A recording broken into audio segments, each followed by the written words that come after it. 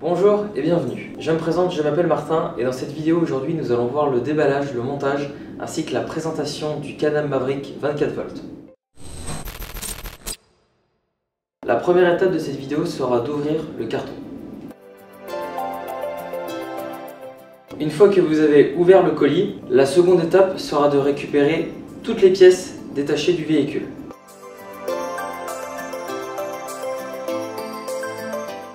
Ensuite, pour pouvoir procéder au montage, nous allons avoir besoin d'outils. Voici les outils dont vous allez avoir besoin. Je précise, aucun outil n'est fourni dans le colis. Un tournevis plat, un tournevis cruciforme, une clé de 10.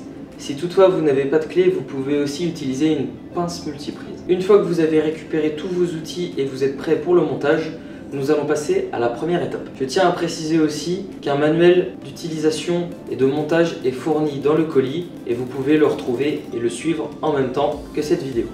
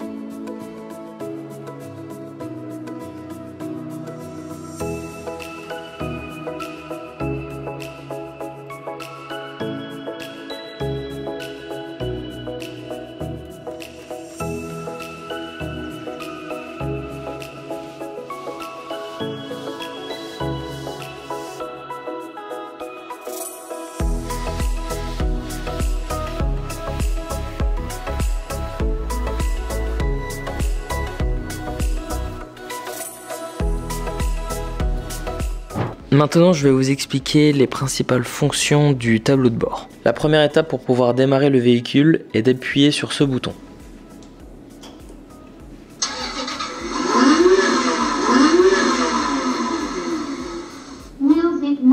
Ensuite, vous allez avoir plusieurs boutons qui vont vous permettre d'avoir différents modes sur le véhicule.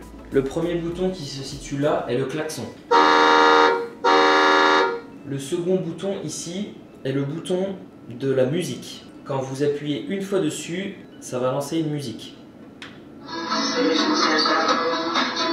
Si vous maintenez sur ce bouton, le son augmente. Ensuite, ici, on peut retrouver un lecteur MP3.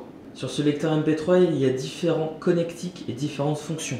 Pour l'explication du tableau de bord, ici vous allez pouvoir retrouver un port USB qui va vous permettre de connecter une clé USB. Ici, un port carte SD et ici, un port auxiliaire. Un câble auxiliaire est fourni dans le colis.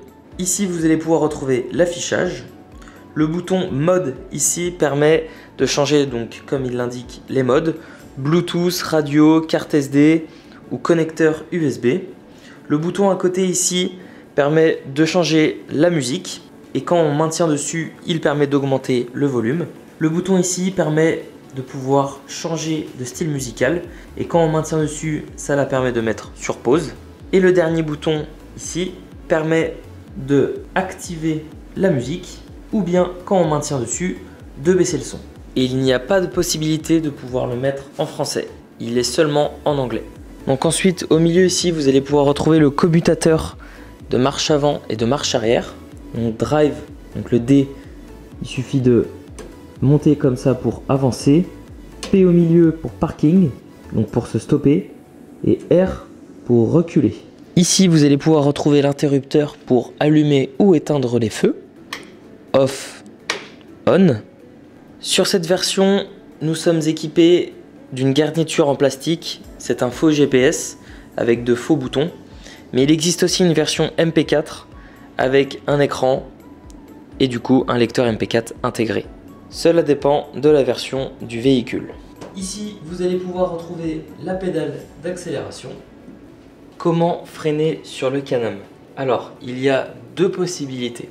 N'ayant pas de pédale de frein, la première solution est de, quand vous conduisez le véhicule, passer en mode parking. Cela va automatiquement freiner le véhicule et le mettre à l'arrêt. Deuxième possibilité pour le freinage, lorsque vous lâchez la pédale d'accélération, il y a un phénomène qui s'appelle le frein moteur qui va se produire. Il vous suffit simplement de lâcher la pédale d'accélération. Et pour finir, ici vous allez pouvoir retrouver un commutateur qui permet de passer en mode manuel ou avec la télécommande.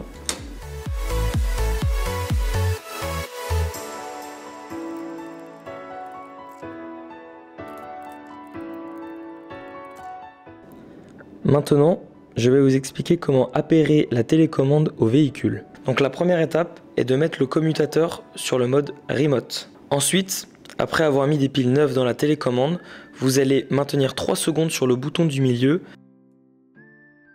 Une petite LED rouge va alors clignoter. Une fois le clignotement de la LED rouge terminé, la télécommande est appairée au véhicule. Il vous suffit alors maintenant de démarrer le véhicule et de contrôler le véhicule à distance.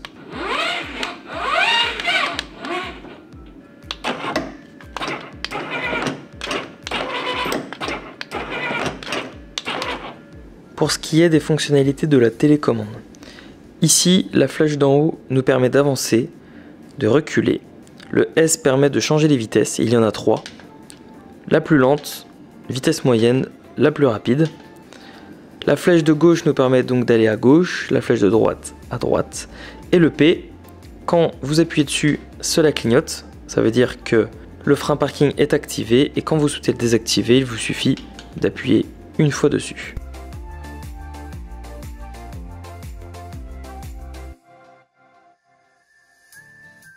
Et voilà, le montage du véhicule est terminé. Merci de m'avoir regardé. Maintenant, je vais vous expliquer 2-3 points auxquels il faut être attentif lors de l'utilisation du véhicule. Ces instructions sont disponibles dans le manuel si vous souhaitez plus de renseignements. La première instruction à savoir, c'est que le véhicule doit toujours être surveillé et contrôlé par un tuteur. De plus, la télécommande ne doit jamais être dans les mains des enfants afin d'éviter toute perte de contrôle et donc être lié à un accident. Maintenant, je vais vous parler de la partie du dépannage. Si toutefois vous avez un problème, il y a plusieurs points et contrôles à faire. Premier point, si toutefois votre véhicule ne bouge pas, ne peut être conduit ou roule très peu de temps, c'est que votre batterie est au minimum et les capacités sont insuffisantes. Il faut donc recharger la batterie entre 8 et 12 heures et ne pas excéder 20 heures de charge. Deuxième point important, pour éviter un coupe-circuit ou qu'un fusible saute, il ne faut pas surcharger le véhicule qui a une charge maximale de 50 kg. Il ne faut tracter aucun objet avec le véhicule aussi. Il ne faut jamais laisser aucun liquide pénétrer dans les composants électriques. Et pour finir, ne pas toucher au système électrique sans l'aide d'un professionnel. Troisième point, le son ne fonctionne pas. Dans un premier temps, veuillez vous assurer que le son du véhicule est monté et que aucun câble MP3 n'est connecté sur le tableau de bord, puisque s'il y a un câble de connecté, cela ne peut pas fonctionner. Et donc quatrième et dernier point, la surchauffe du chargeur. Donc il est normal que la batterie et le chargeur chauffent lors du chargement. Mais si toutefois le chargeur vous semble excessivement chaud, vérifiez s'il n'y a pas une surcharge de courant ou un coupe-circuit de la batterie. Donc le premier point à savoir sur ce véhicule, c'est qu'il est important de charger le véhicule entre 8 et 12 heures et ne pas excéder les 20 heures de charge.